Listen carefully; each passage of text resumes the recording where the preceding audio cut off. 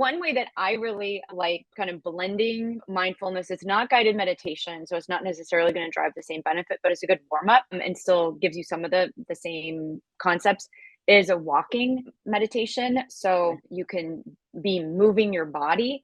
One of the things that happens when you go for a walk is your mind can just perseverate and spin. It can get stuck on something. And so it's not, your body might feel good, but your mind might feel exhausted by the time you come back from that walk. And so actually having a little bit of support and focusing on what you're observing as you walk. I find some of that audio guidance, one, it's two things happening at the same time. So for that multisensory, it's helpful, but it is maybe more approachable. Also, we found that it's that bedtime wind down where when you're physically tired, it's maybe an easier moment to listen to something and focus on your breath. The other thing you can do is called the progressive muscle relaxation.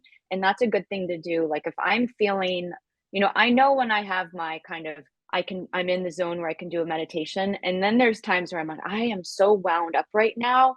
I either need to go for a run or go for like a fast walk to like get it out, or I can do a progressive muscle relaxation if I can't leave my house. And so what that is you're basically clenching and relaxing different muscle groups. You start at your toes and you kind of clench your feet, hold it for a minute, relax, and you do that all the way up your body.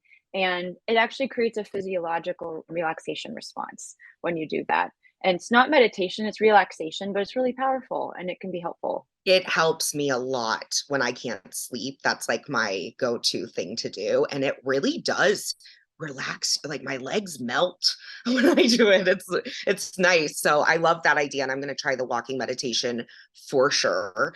Because yeah, like I wish I could sit still. It's hard. But you're giving me so much good information. I'm really excited for caregivers to hear this. I want to end on anything you want to share, but like words of wisdom to a caregiver that doesn't see the light at the end of the tunnel right now for where they are mentally. They're just in a place of like, every day's the same. I'm not seeing anything kind of coming up for me right now. Things are just really hard. What would you say to them, or what is your advice? I would try one new small thing to try to just crack a little bit of light into that tunnel, right? That could be, what is one thing you're grateful for today? It could be taking 5 deep breaths each day. What is an approachable step that you feel like you can do to just let a little bit of light in? I think keeping it simple, having it feel achievable, it should feel like a little bit of a push. Otherwise, you're not changing, right? Change is by nature uncomfortable. So there has to be a little bit of like, but enough so that it also feels like you can do it. And pick something and try it for 2 weeks. You do need that repetition. So picking one of these routines that we've talked, these different tools that we've talked about, do a progressive muscle relaxation before you go to bed, take 5 deep breaths like once during the day. Right, these are things that we can all fit in.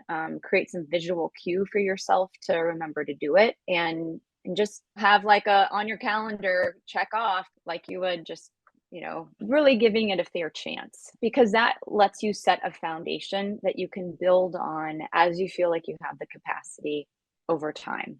And so this is what I mean by layering or scaffolding, is you just bring in new elements over time. You don't need to go from, we talk about like, you're not starting by running a wellness marathon, right? Like you're starting with this first mile. Absolutely. Okay, I love that so much. And I think that is absolutely doable. I mean, to take a couple deep breaths, it does help. It's kind of nuts how sometimes you just need a couple breaths or a really big drink of water and to sit down for a moment or call a friend. These little things can really add up. I love that. Thank you so much. I'm going to add more. I need to add more to my day. I have such a short attention span that I'll do it for like a day or two. And I'm like, well, that doesn't work. So I'll give it a 2-week push for you. And I have to say, do you think that it's something that they could implement with their loved one, these little things? Absolutely. I think trying to find something you can do together is great, or find somebody that you can talk to on the phone and do it. But absolutely, I mean, when you're trying to change something or learn something new, the more social support you have around that, the better. I love that. See, yeah, then they could make it part of their day together and grow on that and maybe find out more about each other. And, but I agree when you said gratefulness first is, I think is just so important. And I even put in my phone like 8 a.m. every morning, it says like, name something you're grateful for before I take my medicine or something, just to like remind me of both. And Absolutely. little things can help.